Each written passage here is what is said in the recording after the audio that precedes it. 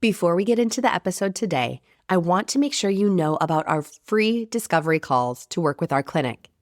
If you are interested in learning how the medical services, charting instruction, or coaching programs we provide would be a good fit for you, go to our website, radiantclinic.com, and click on the link that says Book Free Discovery Call.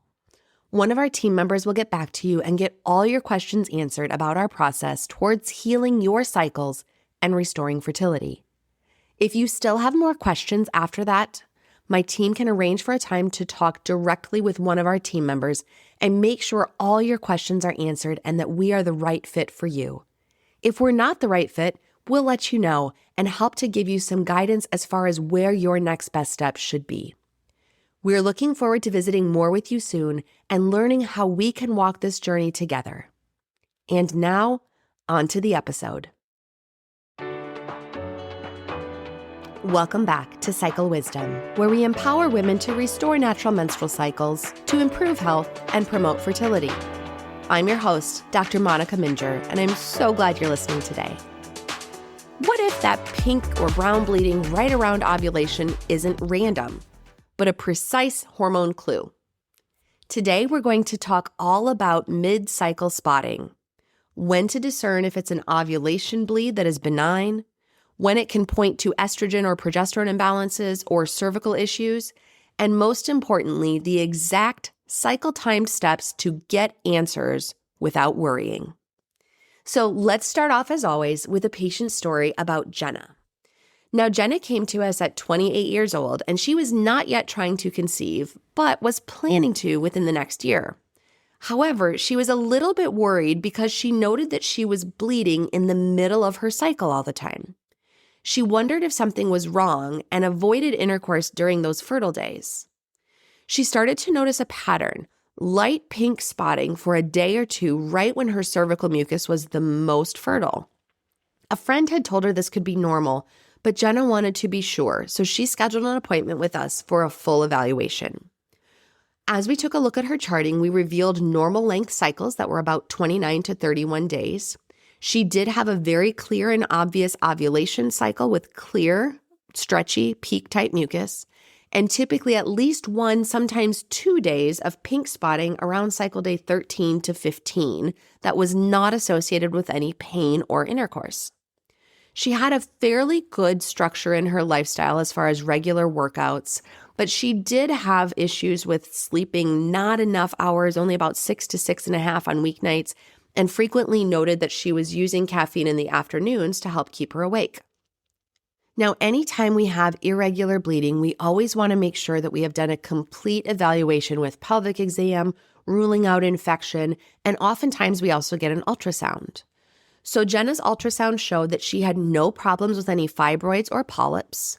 Her ovulation appeared to be normal, showing a dominant follicle at 19 millimeters. And pelvic exam showed that she did have a cervical ectropion or eversion, and we'll talk more about that in a little bit, but it was easily bleeding when we took our culture samples with a Q-tip. We ruled out anything that was significantly problematic as far as any anatomic causes, checked her hormones, and eventually gave her reassurance that her ovulation spotting was completely normal. We did find over time that once we treated her cervical ectropion, the bleeding actually significantly minimized, and this further helped to provide reassurance to Jenna. So why can mid-cycle spotting happen? And again, as I mentioned with Jenna's case, there's lots of different reasons why. The most common cause, though, is a completely benign situation of just some bleeding that happens at the time of ovulation. When you ovulate, there is a significant but very short window that your estrogen levels spike very quickly. And sometimes that estrogen rise, when associated with the LH surge that causes the follicle to rupture, can cause a painless and brief day of light pink or brown spotting right around the time of your ovulation. I have definitely seen this in some cases of some of my clients who do not have much fertile mucus at all, but they notice that a light bleed is actually the one sign that ovulation has occurred. Another cause that we may see mid-cycle spotting is the switch of estrogen dominance to progesterone. So progesterone typically will start to increase right after ovulation occurs. If the estrogen excess was prominent in the first place and the rise of progesterone lags a little bit, that shift can cause some problems with spotting. Now, this oftentimes will resolve once you have better overall cycle health and an adequate luteal phase. So again, important to assess and understand what's going on with these hormone changes as we go through each cycle. Cervical ectropion is another common finding that we have, and as was mentioned in Jenna's case, cervical ectropion is just a normal situation that happens, but in many women, they have additional or increased glandular tissue on the outside part or the surface of their cervix itself. Oftentimes, this is also accompanied by some increased blood vessels. And so many times women will notice that they have some bleeding or spotting that occurs if they have cervical ectropion. Now, this isn't always just related to the time of ovulation, but I oftentimes also find bleeding after intercourse if you have a cervical ectropion. This can also be caused by other cervical issues like cervical polyps or infections, bacterial overgrowth, inflammation, yeast infections.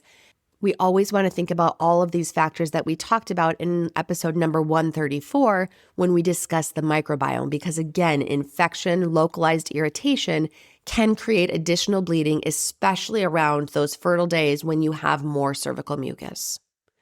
Other reasons for having that mid-cycle spotting that are less common but important to think about include things like uterine fibroids, chronic endometritis, which typically is not just mid-cycle bleeding, but bleeding at other times.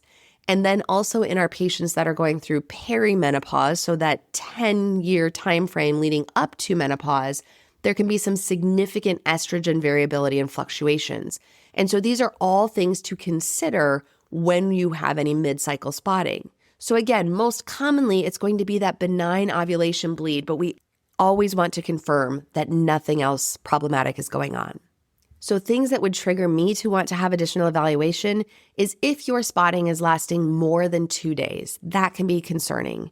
If you have actual moderate or heavy spotting or an actual menstrual flow around the time of ovulation, if you have pain associated with it, or if it is recurrent, especially associated with any odor or irritation.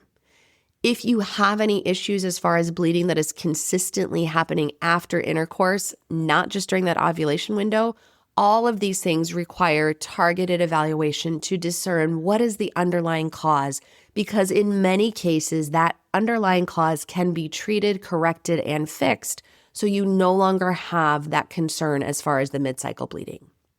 So again, the evaluation is going to be looking at charting your cycles, noting the exact day and amount of bleeding that you may be having, and then using that information in order to have a focused exam, focused testing, and to consider additional higher level testing like an ultrasound or chronic endometritis evaluation if necessary. So what do we do for treatment? Again, the treatment path is going to match the underlying reason. So again, for most women, it's going to be normal ovulation spotting, and so we just provide reassurance that this can be a normal variant. We optimize basics of lifestyle like 7 to 8 hours of sleep a night, a protein-heavy breakfast, hydration, avoiding any internal washes or scented products altogether.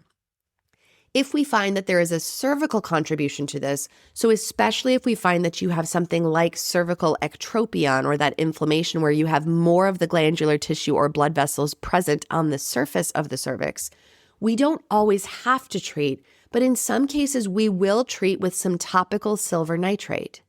This creates an artificial barrier, almost like a gentle scab, that helps to heal that area and can help to stop any of the bleeding from those small blood vessels.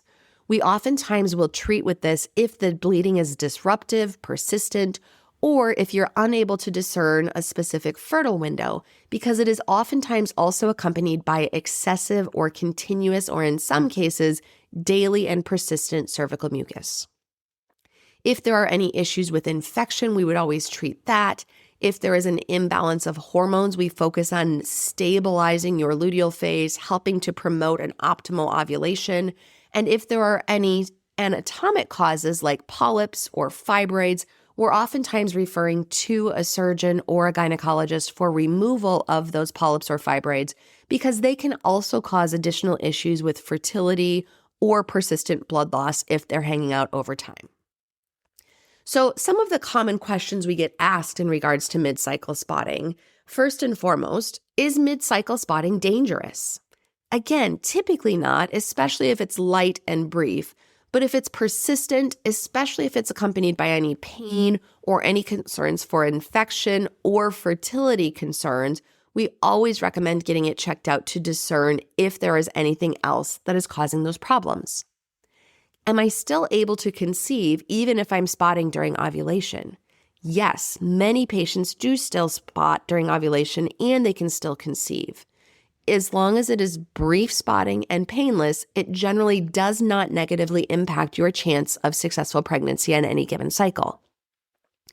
So how do I know if my bleeding happens if it's not implantation bleeding? So implantation bleeding, if it happens, is typically around 6 to 10 days after ovulation, not at the time of your LH surge or after your temperature shift. So this is why it's so important why we talk to women all the time about the importance of charting your cycles to understand when am I ovulating, when is my fertile window. Because if you don't know when you've ovulated, the bleeding that happens randomly in the middle of your cycle could be during the time of ovulation, or it could be implantation bleeding. So it's so critical to understand when are you ovulating to help us know what was the bleeding associated with and what do we expect to see that is normal. Another common question we get asked is, could my bleeding be from endometriosis? Now, typically endometriosis is going to cause cycle-related pain and bleeding changes during the menstrual cycle, but simple, brief mid-cycle spotting, especially if it's only 1 or 2 days, typically is going to be more related to ovulation or the cervix, and in some cases, the endometrial lining, so the internal part of the uterus, not the external uterus, which is where endometriosis is present outside of the uterus. So it can be anywhere in the pelvis, it can be anywhere in any of the other organs throughout your abdomen and pelvis, and even beyond that. But typically endometriosis, if it is just that mid-cycle spotting, that's not going to be one of the high risk factors that we see with a single day of spotting. And then probably the most important question or concern that I get from patients is asking, do I need hormones if I'm having mid-cycle spotting? And again, typically not if it's a benign variant. However, there are cases where we find that ovulation dysfunction is also present and you may need hormones for another reason. Again, we typically don't just treat with hormones in order to eliminate that mid-cycle spotting, but oftentimes there are concurrent or multiple other things that could be going on that may be playing a role when it comes to your exact cycles. So what can you do right now this month if you notice mid-cycle spotting? So first of all, start charting your cycles if you're not already doing so. Make sure that you're able to clearly identify ovulation, fertile window, and then note any days of bleeding or spotting that you have. If you have not already done so, I would recommend working with a trained fertility charting instructor because they are able to help you identify the nuances not only of bleeding, but of ovulation, fertile window, and especially if you're trying to conceive, all of those pieces are so important to understand. Another thing you could try is really focusing on that sleep-rest cycle. So making sure you're getting at least 7 to 8 hours of sleep per night, avoiding any caffeine after noon, and really focusing on getting that good quality sleep back because that can help with your hormone balance as well. Focus on strength training twice a week or 3 times a week if possible, but avoiding high-intensity workouts, especially around the time of ovulation, because this can add extra stress to your body, which can then also lead to increased bleeding. If your spotting is recurrent or you've never had an ultrasound done, as I mentioned, we oftentimes will also check an ultrasound mid-cycle to look and see what's going on with your follicle or kind of that shell that develops around the egg, as well as to look at the lining of the uterus, make sure there's not anything else concerning that could be going on. And certainly always making sure to follow up over the course of a couple of cycles if you have gotten any sort of treatment, to make sure that that treatment has worked, or to see, might I need to adjust my treatment to further improve that mid-cycle spotting. Imagine if mid-cycle spotting shifted from a scary mystery to a clear, explainable pattern because you were tracking your cycles precisely, you had ruled out any cervical or anatomic causes, and you were supporting the handoff of estrogen to progesterone to an optimal level for your hormones. Over the course of a few months, intimacy can feel easier to time, your charts can be more clear, and your confidence can return to improve your health and promote fertility. If you're ready to work with our elite team of healthcare professionals, go to our website, radiantclinic.com, to schedule a free discovery call and learn more about our package-based pricing for comprehensive care. We are currently able to see people for in-person appointments in our Cedar Rapids, Iowa clinic, or can arrange for a telehealth visit if you live in many different states across the U.S. Check out our website for current states that we can serve medical clients, and let us know if your state is not listed to see if we can still cover you there, as we are constantly expanding our reach. Please note that our fertility educators are able to take care of clients no matter where they live. Thank you so much for listening to this episode. Please share this podcast with someone in your life who would benefit from our services. Remember to subscribe to this podcast for more empowering content that I look forward to sharing with you on our next episode of Cycle Wisdom.